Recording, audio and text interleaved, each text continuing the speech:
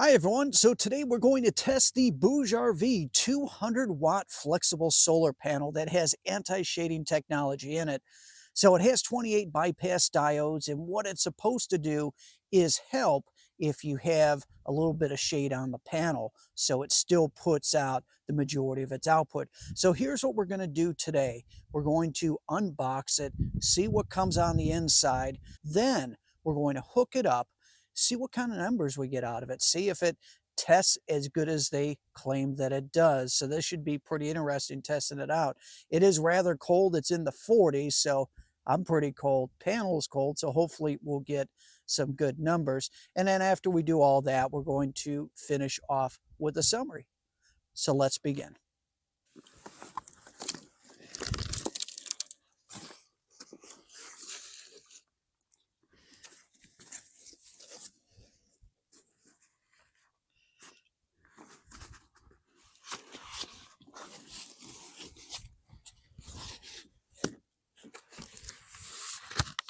All right, so here's what it looks like. So next thing we're going to do is connect it up to my Jackery.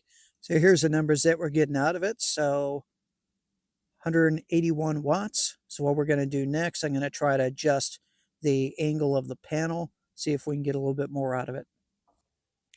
So as you can see, it has dropped down from 181 down to 126, and I haven't adjusted the angle yet. The panel is definitely warmer than when I first put it out. It is high noon. There's not a single cloud in the sky, so I can't give a reason for the change. But we're going to do this. Let's adjust this angle down, see if it makes any bit of a difference. Right now I'm probably a 45-degree angle, and since it is high noon, should probably be a little bit lower. Probably down to about 30 degrees at this point. So what we're going to do is we'll leave it at this angle, and we'll start the shading test at this level. All right, so I have two pieces of styrofoam, a small piece and a large piece. So what we're going to do is put this in front of it in different orientations. Let's see how it affects the output. Once again, before I start this test, we are at 126.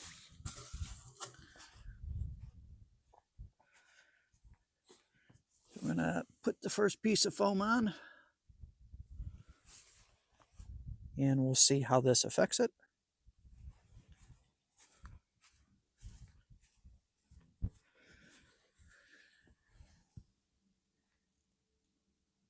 And we're still at 126. Interesting. So did bypass those cells, but there is no difference in output.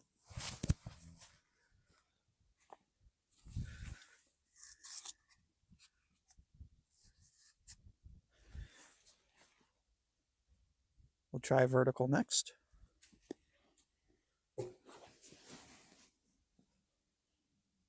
And vertical, it did drop down to 107. I think the difference is we went from shading a few cells down here on this row, and then when we changed it, it affected the middle row as well, and that was the cause.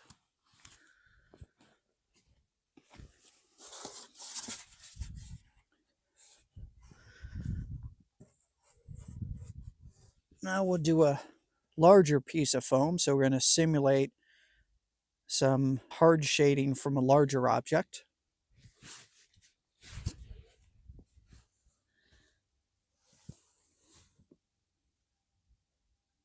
And it dropped it down to 36 watts, 37.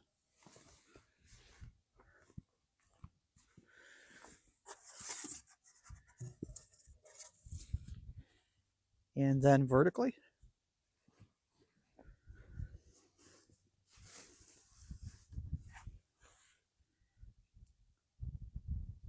Down to 12 watts.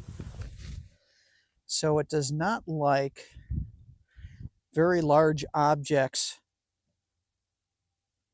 doing hard shading, because the rest of the panel has very little output at that point. But smaller objects, especially when it only affects one row, like doing this, very little effect. What we're going to try next is some soft shading, see how that works. All right, so I have a fake boxwood tree, a small one, and as you can see, it's putting a little bit of shade on the panel. It is your soft shade because you can still see some light getting through. So let's see how that affects it.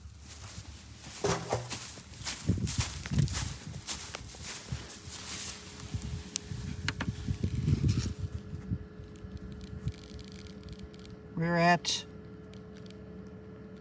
I saw it hit 130. So looks like very little, if no effect. And I've added some more. So as you can see, a little more soft shading. Let's check the output.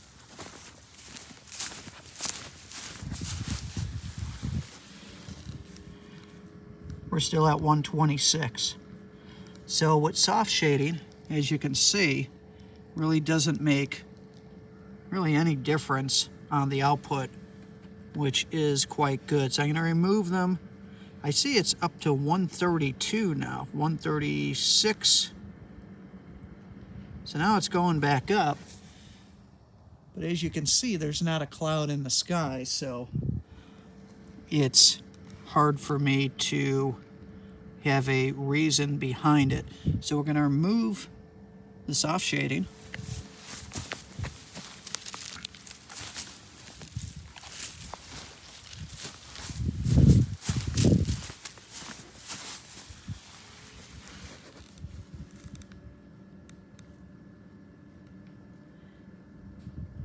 And the output again is around 126. What I'm going to do next is I'm going to, just for the heck of it, use a different power station to see if I'm getting similar results as far as the output. So now I've hooked up my second jackery. The one on the bottom was used first. Now I'm using my second one. Let's see what the numbers are. And the numbers are the same. Now if we look at the temperature of the panel's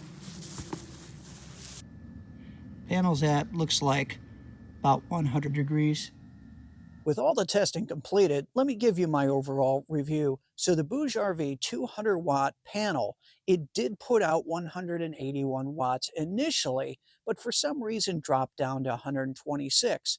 I did check the temperature of the solar panel and it was at 100 degrees. So not too hot, not enough to really affect the output, especially to that level. Now it is a perfectly cloudless day, nice and sunny, and this was recorded at high noon. Now, when it comes to the anti-shading technology that's built into it, it works. So I did both soft shading and I did hard shading. With the soft shading, I did not notice any sort of degradation when it was soft shaded. The output remained the same. When I did the hard shading with the small foam block, when it was horizontal, I saw pretty much no drop in the output. I believe it was actually no drop. It was still at 126. However, when I put it vertical and it affected 2 rows instead of 1, it did start to drop some. Once I took the large foam panel and put that horizontal, we saw a pretty large drop, kind of as expected because many cells were completely blocked out. And then when it went vertical and it affected not only the first 2 rows, but more completely that middle row, then at that point, most of the output was then gone. So that would show you between soft and hard shading how that it does. Overall, the panel did put out initially the 181 watts, which is typically what you would see, especially this time of year. But I couldn't explain, once again, that drop to 126. And as you saw, I did try 2 different power stations, so I was able to ensure it wasn't an issue with the MPPT. So that's my review. Thanks again for watching Mike's Solar Garage.